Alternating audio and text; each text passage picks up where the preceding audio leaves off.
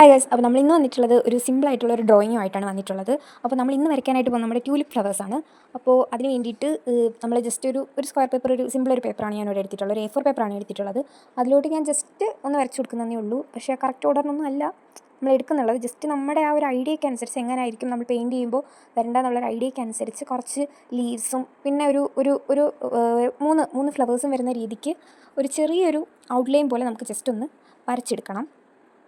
അപ്പോൾ ഞാനാണെങ്കിൽ ഇവിടെ ഒരു ചെറിയൊരു A4 പേപ്പറാണ്. അതിനകത്തുനിന്ന് ചെറിയൊരു പീസ് കട്ട് ചെയ്തെടുത്തിട്ട് അതിലാണ് നമ്മൾ പെൻസിൽ കൊണ്ട് ചെറുതായിട്ട് വരച്ചു കൊടുക്കുന്നുള്ളത്.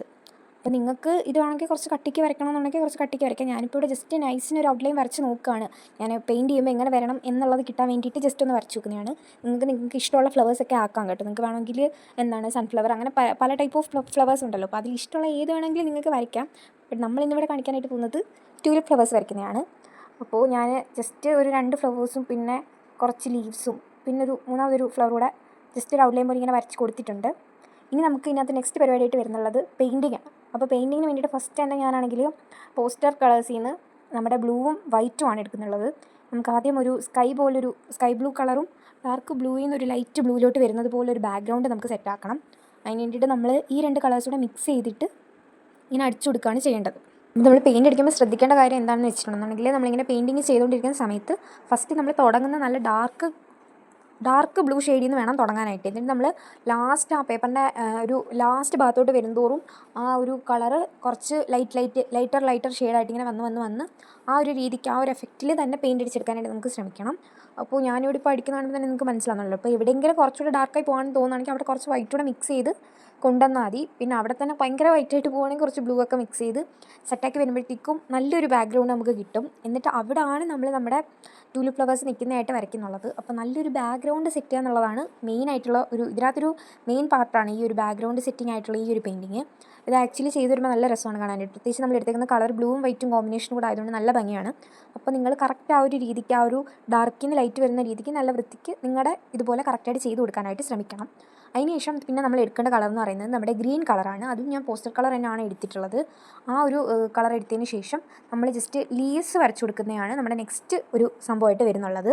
അത് നമ്മൾ ആ പ്ലെയിൻ ആയിട്ടുള്ള ആ ഗ്രീൻ കളർ യൂസ് ചെയ്തിട്ട് തന്നെയാണ് നമ്മൾ നമ്മുടെ ലീവ്സിൻ്റെ ബോർഡേഴ്സും കാര്യങ്ങളും എല്ലാം നമ്മൾ വരയ്ക്കുന്നത് ആ ഒരു ഗ്രീൻ കളർ യൂസ് ചെയ്തിട്ട് തന്നെയാണ്. പിന്നെ അതിലേക്കാണ് നമ്മൾ കുറച്ച് ഷെയ്ഡിൽ ചേഞ്ചസ് ഒക്കെ വരുത്തുന്നത്. അപ്പോൾ ഷെയ്ഡിൽ ചേഞ്ചസ് ചെയ്യാനായിട്ട് നമ്മൾ യൂസ് ചെയ്യേണ്ട കളേഴ്സ് ഏതൊക്കെയാണെന്ന് ചോദിക്കുകയാണെങ്കിൽ യെല്ലോയും വൈറ്റും യൂസ് ചെയ്താൽ മതിയായിരിക്കും. യെല്ലോ എന്ന് വെച്ച് കഴിഞ്ഞാൽ നമുക്കൊരു കുറച്ചുകൂടി ഒരു ലൈറ്റർ ഷെയ്ഡ് ആ ഒരു എഫക്റ്റൊക്കെ കിട്ടാൻ വേണ്ടിയിട്ട് യെല്ലോ നന്നായിട്ട് യൂസ് ചെയ്യുന്നത് നല്ലതായിരിക്കും.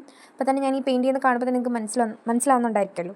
കുറച്ച് ലൈറ്റർ ഷെയ്ഡ് കിട്ടാനും നല്ലൊരു നമുക്കൊരു ഭംഗി തോന്നാനും വേണ്ടിയിട്ട് നല്ലോണം ഹെൽപ്പ് ചെയ്യും. പിന്നെ വൈറ്റ് കളർ കൂടെ മിക്സ് ചെയ്ത് കഴിഞ്ഞാൽ കുറച്ചുകൂടെ ലൈറ്റർ ഷെയ്ഡ് കിട്ടും. അപ്പോൾ ഒരു ബോർഡർ പോലെ ഒരു ഡാർക്ക് ഗ്രീനും ലൈറ്റർ ആയിട്ടുള്ളൊരു ഷെയ്ഡ് ഉള്ളിലും വരുമ്പോൾ തന്നെ ആ ഒരു ബ്ലൂ ബാക്ക്ഗ്രൗണ്ടിൽ വരുമ്പോൾ തന്നെ നല്ല രസമാണ്. അപ്പോൾ അങ്ങനെയാണ് വരുന്നുള്ളത്. പിന്നെ നമ്മുടെ ലീവ്സൊക്കെ ഏകദേശം ഒന്ന് സെറ്റായി എന്ന് തോന്നുകയാണെന്നുണ്ടെങ്കിൽ നമുക്ക് പിന്നെ നമ്മുടെ ട്യൂലിപ്പ് ഫ്ലവേഴ്സ് വരയ്ക്കുന്ന ആ ഒരു പ്രോസസ്സിലോട്ട് കടക്കാവുന്നതാണ്.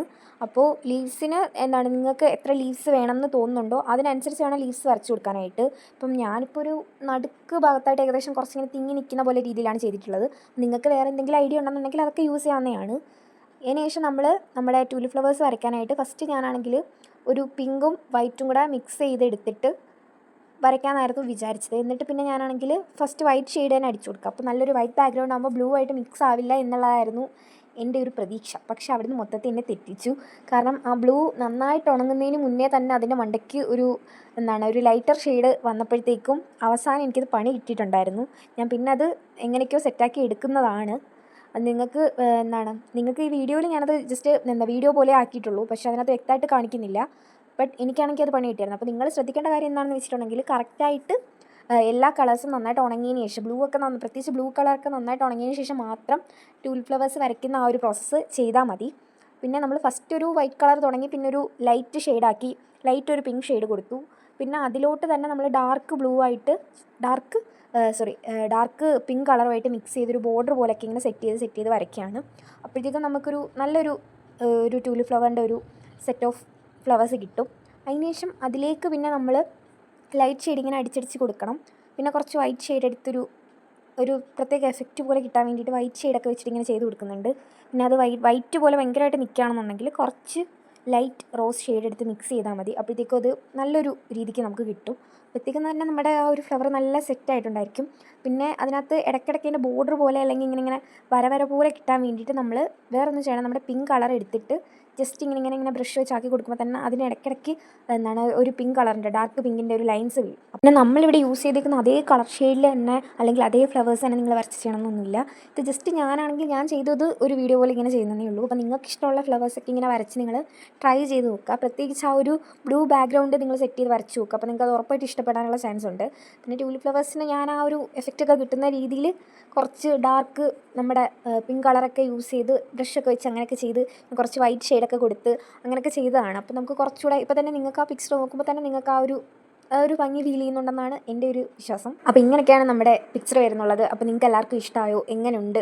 പിന്നെ അതിനകത്ത് എന്തെങ്കിലും ടച്ചിങ് പരിപാടീസ് ഒക്കെ ഉണ്ടെന്നുണ്ടെങ്കിൽ അതൊക്കെ ചെയ്ത് കൊടുക്കുക. വീഡിയോ ഇഷ്ടപ്പെടുകയാണെന്നുണ്ടെങ്കിൽ ഉറപ്പായിട്ട് ലൈക്ക് ചെയ്യുക. അപ്പോൾ എല്ലാവർക്കും ഓക്കെ, ബൈ.